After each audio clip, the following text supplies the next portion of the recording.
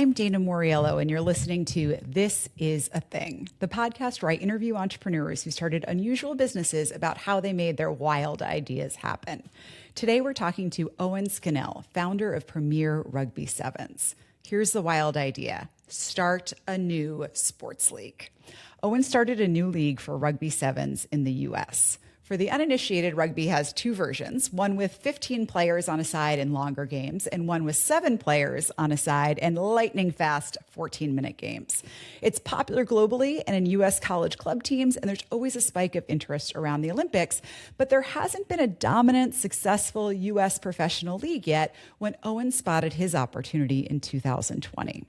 I was excited to talk to Owen because, frankly, I could not imagine what it takes to start a professional sports league, and I was curious. We're going to talk about 3 big decisions in his journey. First, the decision to switch from a finance career to working on the business side of rugby. Second, the big decision to start his league. And third, his recent decision to pause professional competition and focus efforts on the talent development pipeline. Enjoy the conversation.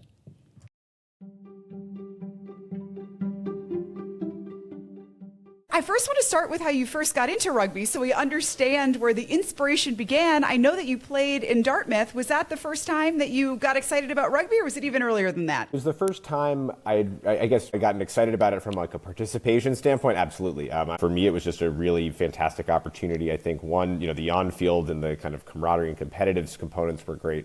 But even beyond that, as a club sport, there's a lot of involvement that the team has in terms of continuing the responsibility of upkeeping the actual day-to-day logistics of the team and making sure that everything gets there. I really, loved it, but never thought I would do anything professionally in it. Certainly on the field, but even kind of off the field and around it, was never, never really crossed my mind until later. So then after you graduate, you go into investment banking, then go back to Dartmouth for your MBA. Were you considering when you got your MBA that you were going to go back to investment banking? My time as an investment banker was great. I think a tremendous education, learned a lot. I worked with a lot of wonderful people. I think it kind of came down to like what makes you tick a little bit, right? And I think after a couple of years in the traditional finance world, I felt like I had acquired a great skill set and really wanted to look to see the application. I think the value of going to talking to business school ultimately was, I think, to be able to start looking at the things that I was excited about, which were pivoting into an early stage type of company where you've got a little bit more sweat equity and connectivity to the ultimate product that you're putting together that reaches people and makes people excited and has some sort of impact that's tangible that you can really connect with. With those criteria that you mentioned of you want to find something that really makes you excited, you want to join something early stage, there's a million things that could fit those criteria that you could choose to do. And you chose to get into the business side of rugby and be an operational lead for the New England Free Jacks. Help me understand that, because that's the first big decision in your career in this rugby path. Help me understand how you made that leap. I'd love to kind of chalk it up to being very deliberate and being like, well, I reached this conclusion and then I went for it. Really a lot of it was kind of being lucky in the right place at the right time. I joined a fellowship program that was focused on entrepreneurship. That helps me get connected with the ownership group of the Free Jacks at the time, and they were really kind of investment group, an operational group. They were looking at buying the rights to a professional men's 15-a-side franchise out of Boston, and needed assistance. And it was really kind of a right place, right time type of position where, I was looking for a summer internship at the time, and I kind of put my hand up and said, I'm happy to support, help with diligence, help with modeling, kind of use the toolkit I had built up from my banking days to help support that. That kind of project for that summer really was to say, hey, is this team worth going after? Is it worth kind of joining into the league? By the time August rolled around, the answer was clearly yes. It sounds like rugby found you, and you were in that right place to raise your hand and put your skills to work to be part of that journey. I think that that's exactly how to summarize it, right? I think part of it for me was putting myself in the scenario to be around the conversation where yes. Hey, there's you gotta find somebody to do this type of job. Also, I think willingness to be flexible in terms of what that looked like. It was just ultimately rewarded. What I also hear hear is that you created a ladder from your previous career path to your new career path, which made sense. And often when I hear people talk about, like, oh, I want to get into this totally different field, it's hard to think about, how do I make myself credible? How do I make myself value add in this totally new place? And what I hear in your journey is you had this expertise that you had built from investment banking about analyzing financial opportunities. And so to be able to get into the rugby side, you could bring those skills, and that was your bridge across. Yeah, I mean, really, I think that the familiarity there definitely helped. But I think ultimately, with a lot of these early stage companies, a lot of it, it's attitude, and interest towards the success of what the team that you're joining, right? And so I took that after the end of the internship. They were the go-to-market strategy was to launch an exhibition season prior to joining the full league of Major League Rugby in 2020. And effectively, I said, I want to continue to do this. I will set up basically full-time employment as an independent study, and I worked basically as a director of operations, overseeing the kind of movement of the team from kind of, I think I say whiteboard to kind of on the field play with a really small and lean team. Basically, kind of learned all of the stuff of how do you make a rugby team from scratch? How do you make a pro sports franchise from scratch? And I think really for me, it was a mindset shifter of like going from a world where you're kind of in a bigger process and everything is very process oriented into an idea where you're actually much more empowered towards getting outcomes and ensuring that you have take on the responsibility of delivering those outcomes whatever way you kind of have to get there. And so you learn that you can do it, I think, which is what the cool part about that was. You've created this job you're doing, which seems like a pretty dream opportunity given your personal interest and your professional interest. You're seeing firsthand what it takes to set up a sports league. And at some point you decide, I'm going to create my own league. So tell us about how you got that inspiration and how that decision came about. I think my kind of look around at some point was, how do you sell rugby to an American audience, right? An American consumer base. Started to really kind of look at the sports industry, what comparable leagues and teams were doing, different sports, and how emerging and startup leagues were structured, how they were going after audience growth and create. I had always kind of viewed Sevens from my undergraduate days as a product that really felt tailor-made for not just kind of an American audience, but also a sport I think was perfect for a digital first generation as well. Rugby union has really two primary versions of the game. There's the more kind of traditional 15 aside, which is 15 players per team on a wide field. You play an 80-minute long game. There's Sevens, which is 7 players aside. The games are 14 minutes long. There's a lot more scoring. There's a lot more kind of big play type of action, and so you get ultimately, I think, a product that's very exciting, and it's kind of bite-sized, where you get a lot of highlights that are perfect for digital native generations coming in and that are on their phones and looking for highlights, right, and looking for the kind of big hit or big try, and something that I think is ultimately a version that is just more connectable for the new fan, and so thought there was this opportunity in Sevens. Looking at this, if you look at the American market for sports media entertainment, right, it's the most heavily concentrated competitive marketplace in the world. Challenges for mindshare, right? How do you get people to spend more of their time and their energy into watching rugby, right? Whether that's in the seats or on entertainment. So I think every kind of challenger league is fighting the same battle here, right? Yeah, and at the time that you're having this idea of, well, I think this Rugby Sevens is a really good product, and I like the way you frame it as a product for the U.S. market. Help me understand, just how crazy was this idea at the time? Were other people already doing this? The short answer is it was definitely something that people had talked about. Sevens really had found a toehold within the American market and some major success through some of the men's USA national team successes in the 2010s. There was a circuit to the Global International Series that was added to the United States in the kind of late 2000s. It ended up drawing tens of thousands of people a game, kind of became like a festival type of weekend.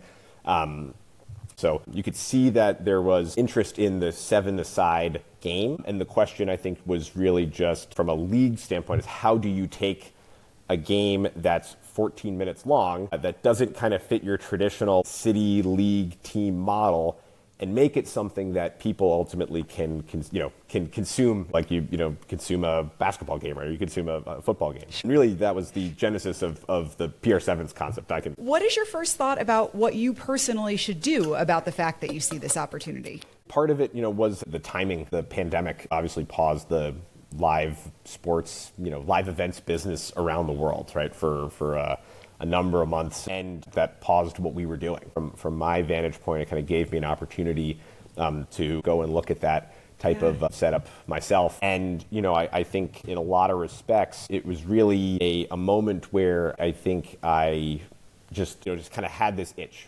I felt like it was almost certain that somebody was going to do it. And I would be kicking myself if it wasn't me, because I think I always wanted to have an idea and a concept that I kind of came up with and was the driver of bringing into existence. Part of the impetus of going into early stage companies was eventually to be able to start something myself. I started doing the groundwork I needed for myself to build out a business plan, put together a model, hone in on what I thought the costs were, kind of some of the key considerations and things that we needed. And the pandemic gave me the time to do that and the capacity to be able to, I think, really try and go for it. Now, I'm familiar with the unique challenges of starting a software business, of starting a mainstream business, but I have no idea what it takes to start a sports league. And I imagine it's very different than either of those two scenarios. What are some of the unique challenges that an entrepreneur faces with a sports league in particular that you had to deal with as you were thinking about how to get going? I think one is it's inherently a people business. It starts with, I think taking the time out to convince them that, what we were building was credible, right? Some of the feedback I'd gotten was they had heard ideas before and they were all very much pie in the sky. And then, when the rubber met the road, nothing ever really happened. And I think kind of making sure that, we kind of always tried to back ourselves up with the credibility of, hey, look, this is not pie in the sky. We're not selling we're not selling a fantasy. We're selling something that's pretty concrete. And the last people part, I think, was fans, right? To that. You said that you needed to bring a concrete vision to the players, some of whom were a little bit skeptical, maybe have been burned in the past about what this was going to be and why this could grow. What made you confident that you had this vision that was concrete about what it could be? Our strategy at the beginning and the rollout was really to start small and scale deliberately. We launched PR7's kind of version 1.0, which we called our inaugural championship, but in a lot of respects was almost like an MVP. It was like, what product can we put together that kind of showcases what we're doing that we can then potentially scale, right? We decided we wanted to do a one-off type of tournament that would basically put on what a match day would look like, bring people in, sell tickets, put it on TV, do a full broadcast production, bring in some of the 21 Olympians to be part of it, come up with the team names, the brands, a format of how the day was going to run, and ultimately use that as a kind of validator for the concept. And so we ran out this kind of pilot tournament, to say, look, this is what a franchised base, non-international, one-day rugby sevens tournament can look like. And this is how we're going to run it. This is what it's going to look like, and use that as a way to validate the concept, but also I think really to de-risk a lot of the potential mistakes that we could make, right? Let's learn from the mistakes of running this one event, and use that to get a lot sharper in what we put on moving forward, look like going forward. And so that was the way of trialing it out and figuring out how to run an event. We're extending ourselves to an extent that would be potentially unfixable. And to the extent that that's a prototype, which it certainly sounds like it is, it's a pretty involved one, right? It sounds like there is a lot of resources that went into that. Before you even put that prototype or pilot into the world, had you already committed that this is what you were going to do? Had you already raised any money before you went into that validation phase? The strategy for the rollout was, kind of did a friends and family type of mini financing at the beginning, and really committed to the idea of, this is the one prototype that we want to make out of this, right? But we're gonna bring together a team. This is the vision and plan, and we definitely got to a point where there was really the necessity of making a decision on, is this a go or not, right? And I think the really cool part was when you kind of decide to go. For me, there was that moment of just like trepidation of being like, this is a lot. Vantage point, it was definitely nerve-wracking. It's like a almost like a part of yourself that you're putting out there, right? For for feedback and in a lot of respects criticism. So you kind of there's a little bit of there's a part of it that's a little bit of like the lobster boiling in the pot, where you make a logo, you make a presentation, then you kind of refine that, you make a model, and you bring on a team member, and then the next thing you know, you're negotiating a sanction with USA Rugby, you're negotiating contracts with players, you're negotiating a broadcast distribution deal. I think what I always got excited was like whenever you announce something publicly, right? Or you put out a press release and you had, people that were going to be amplifying that and kind of coverage of what you were doing. And that, in a lot of respects, I think, that was the moment where you're kind of like, well, we've done a lot of the work to get here, but you still look and you're like, you could kind of walk away from the cliff edge, or you could jump off. And that's kind of the moment, I think, where I just think about where I'm like, well, that, it's the point of no return, I guess, in a lot of respects. And that I remember, feeling that pretty, that kind of night before launch type of thing, where that's a exciting moment. Yes, and I love that lobster in the pot analogy. That really resonates. This idea that it's not necessarily one decision that you're in, it's these incremental decisions that sometimes create the momentum. They say, oh, I'm far into this thing. This is happening. This is happening. So clearly that pilot was a success. And then you decided to go further in. I'm looking at the time. I want to make sure we get to you're running these tournaments, these professional leagues for men and for women. You recently made a big pivot. Tell us about the pivot that you made with the business. The areas I think we've been trying to build up concurrently with our pro competitions is what we're calling our PR7's Rise initiative, which is a way of helping to grow the participation profile. And so really what Rise is to help bolster and drive participation through sevens, which structurally has its advantages from a participatory standpoint. You don't need 15 players to put together a high school team if you're playing sevens. You can get lower numbers in. The positions are less specialized. It's really a lot more of getting people connected to the idea of picking up a rugby ball, making a pass, catch, run, and using it as a way of broadening the potential participation base in places where rugby is just starting to get going at a youth and high school level. So we've been really focusing on that for the last 3 years, or 2 to 3 years now, as kind of a key part of our initiative of helping to grow the sport broadly.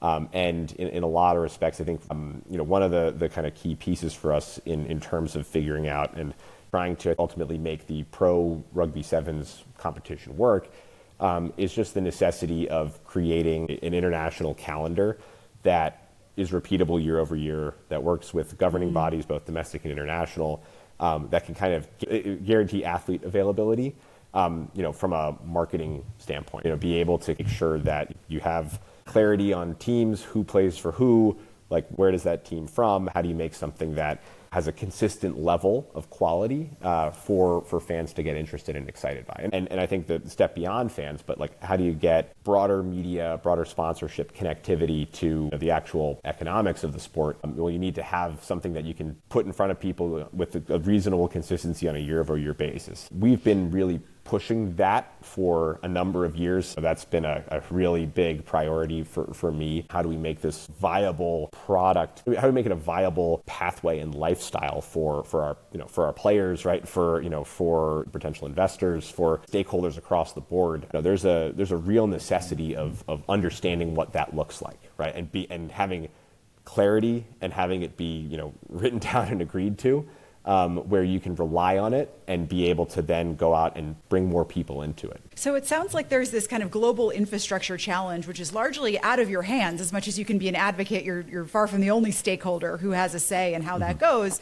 But if I'm understanding correctly, it's leading to challenges in being able to predictably get players on the field in ways that you could communicate to your fans what's going to be happening when. Was this always an issue since you started the business, that kind of accumulated in its depth, or this was something new that came up? It has always been a challenge, right? I think it's become a bigger challenge, and I think one where you kind of have to look at it and say, well, how do you ultimately make this work with sufficient scale to be able to have sufficient economies of scale to function, right, and to succeed? And it is out of our control. And I think that is the kind of piece that ultimately, after a lot of consideration, decided we can't validate the ongoing, the continued investment into the professional competition without having that, that kind of consistent year over year structure. And you make it sound like such a logical decision to look at those facts and take the pivot that you did. I have to imagine there was emotion involved as well, 4 years of your life and kind of fighting for that and building this. How did that feel in that moment? It was hard on a day-to-day basis while it was ongoing, because you're hoping for good news, you're waiting for good news, you're kind of like, well, surely, with all the facts as they are, right, this must be something that ends up, working out. What I ultimately did was, I gave myself kind of 3 conditions of, that one of which needed to be met in order for us to validate an ongoing pro competition. 2 of them were kind of binary, and then the third one was kind of an ongoing focus on Rise and getting Rise into a place of sufficient scale where we thought layering in a pro competition made a lot of sense. First 2 were binary no's. We couldn't get the things that we needed to do from potential partners in order to make it make sense. And so a lot of the reallocation of energy and interest has gone into platforming and focusing on Rise for the time being, while continuing to advocate for points 1 and 2. And, I think trying to continue to share knowledge and help move towards an ecosystem that's really positive for 7 stakeholders broadly. It's easy to present it now logically, where in some respects, there's definitely an emotional component where you're like, this is really what you want to do. You just know it doesn't make sense, right? And so you have to kind of like rein yourself in a little bit and say, well, like, how do you look at the chessboard? What are you playing for? You're not trying to play for checkmate. You might try and play for a stalemate. Actually appreciate about what you were saying is it's clear that you have a very long time horizon in your thinking about the potential for Rugby Sevens and how you can grow this in the U.S. And so taking that step to focus on building the youth leagues, building the talent, to me is just such an indication of you taking the long view and being here for the future. So I hope that all of that comes to fruition when we're all in LA in 28 cheering on the U.S. Rugby Sevens team. There'll be some new talent that's coming up through your pipeline there. And I mean, the coolest part, I think about a lot of stuff we've done with PR7s, right? And, there's having our championship game on FS1, or having some of the players that had played in the Olympics that had come on board and kind of validated the concept, working with USA Rugby and being a sanctioned league, all these kind of major milestones that we had accomplished, being the first pro women's rugby of any kind in the United States, first pro sevens league, all these things. I think one of the anecdotal cooler pieces for me just individually, we would run talent ID, basically ways for people to put their hand up and say, hey, I play rugby at a really high level and I'm just not getting scouted or I'm not getting seen.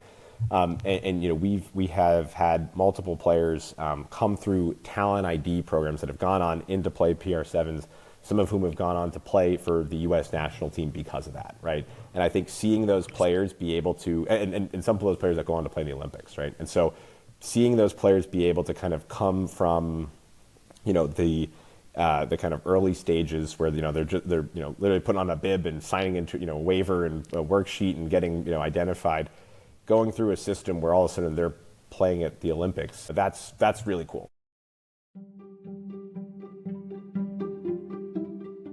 That was Owen Scannell talking about his journey building Premier Rugby Sevens. Here are my favorite 3 takeaways from that episode. First, I loved Owen's very real description of what making the decision to start Premier Rugby Sevens felt like for him.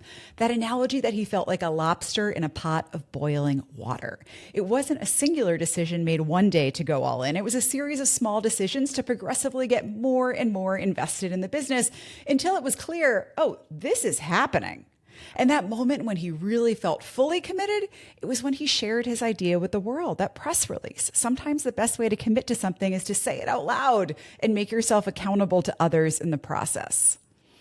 Second, I am definitely remembering his quote, "Remember what you are playing for." One of Owen's goals was to make Rugby Sevens popular in the US, and that meant playing the long game. So when he reached roadblocks with his pro competitions, he remembered what he was playing for, and he pivoted to focus his efforts on building the talent development pipeline. If Owen had different goals, he might have made different decisions. He needed to know what he was playing for to have clarity on the path forward. Lastly, I think I'm going to start a game show called Can You Prototype That? Because I think you really can prototype anything, and Owen proves it. He prototyped a sports league. He started with just one competition as his prototype and his proof of concept that he could learn from and engage stakeholders around.